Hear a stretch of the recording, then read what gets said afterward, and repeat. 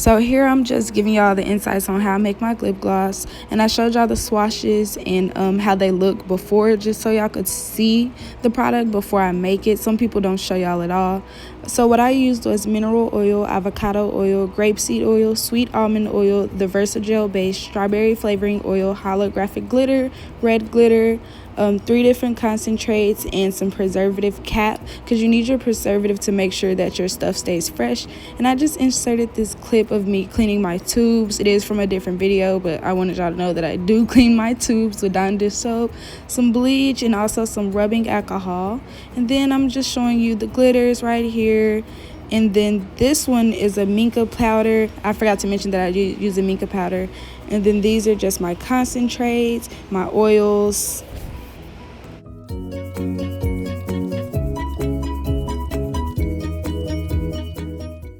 So I just start out with squeezing my Versagel, and I did use the 5.5 ounces to make my Versagels, and I made 5 different glosses, so I had 5 different packs.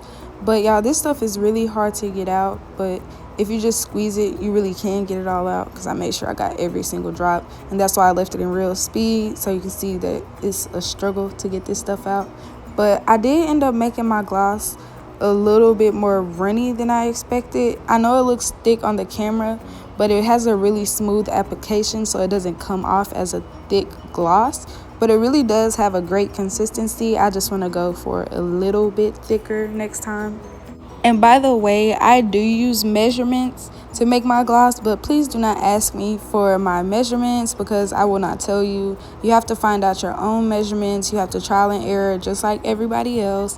And also, my gloss is unique to me. We don't want to be with the same product, out making the same product. So please don't ask for my measurements, but I did use measurements.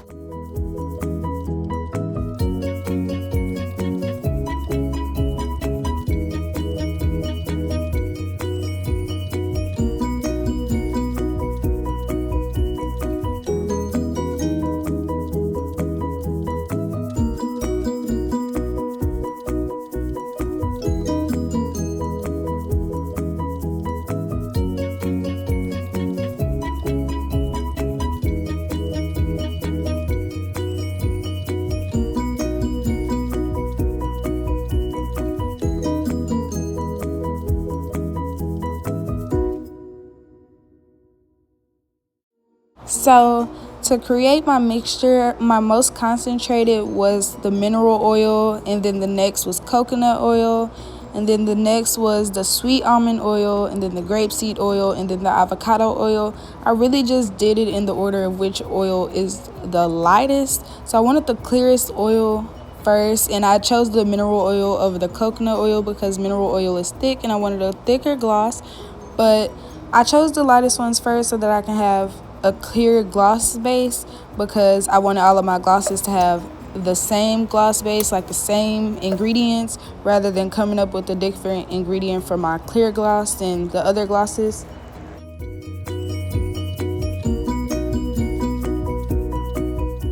After I'm done with my main oils, I go in with 3 drops of the strawberry flavoring oil. And then after that, I don't know if I got it on camera, but you were supposed to do about 0.8% to 1% of your preservative oil. And if you're selling gloss, you want to use preservative oil to make sure your gloss isn't going to go bad. But you do want to use just a small amount of that, because it will cause a very strong tingling sensation. So this one that I'm making now is my baddie gloss, and I start off with a true red / true orange color, and I mixed that with my rose concentrate to create like a maroonish red color. And I also add some red glitter into that. And y'all, be mindful that once you add your mica powder and your concentrate, that it can change the consistency of your gloss. So make sure you're not adding too much or too little, because it will make your gloss a little bit of a different texture. So keep that in mind when you're making your gloss base.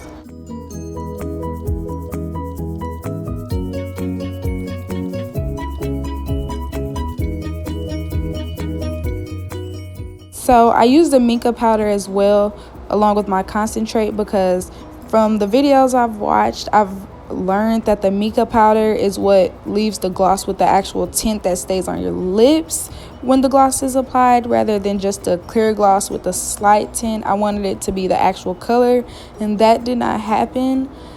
So I'm just going to keep playing around with it and playing with my ingredients as I go along.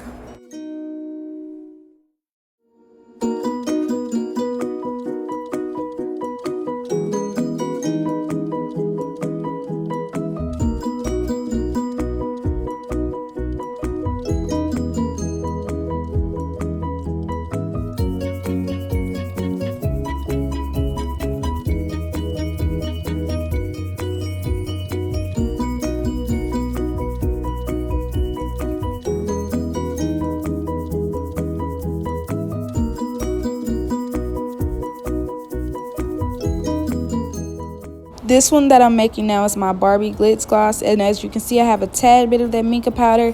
And next time I won't do that, because the first time I made the gloss and I just used a lot of the concentrate, it had a really bright pink tint to the lips, and then the tint was actually bold compared to this time that I made it. It was a very light tint. So I will continue to stick with only using the liquid concentrate for this gloss and just use more. I still use that same mica powder as the one before. I used it in all of the colored glosses, but I just used a baby pink concentrate in this one.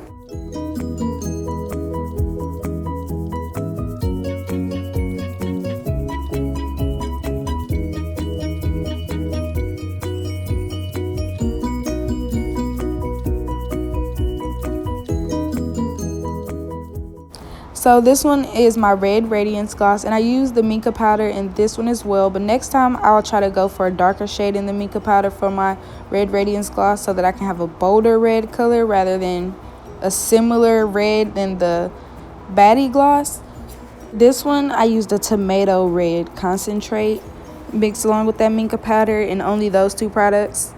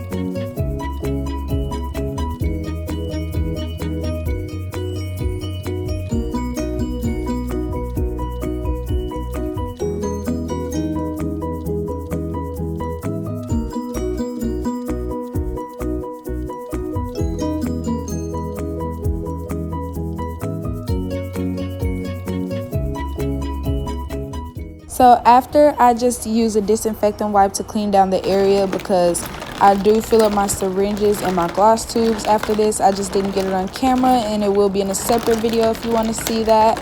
So after that, I just use alcohol and a tad bit of the Dawn dish soap to clean the outside of the tubes. And if you see those slightly empty tubes, it's because those are mine. Those won't be for sale.